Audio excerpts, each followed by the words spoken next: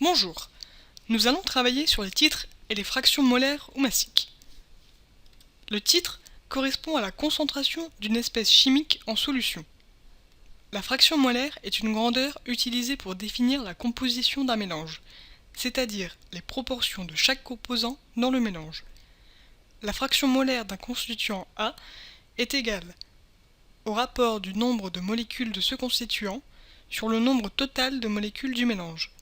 C'est une grandeur sans dimension.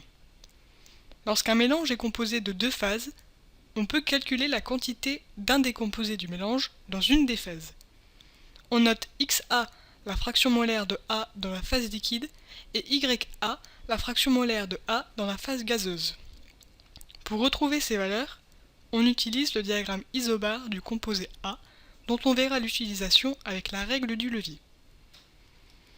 On peut également avoir de la même façon la fraction massique. Il faudra faire attention dans les exercices si vous travaillez avec les fractions massiques ou molaires. Vous pouvez obtenir la fraction molaire à partir de la fraction massique. Essayez de retrouver cette relation par vous-même, la démonstration vous est donnée sur le site. Et inversement, vous pourrez aussi obtenir la fraction massique en fonction de la fraction molaire. Comme promis, nous allons vous expliquer la règle du levier dans la vidéo suivante.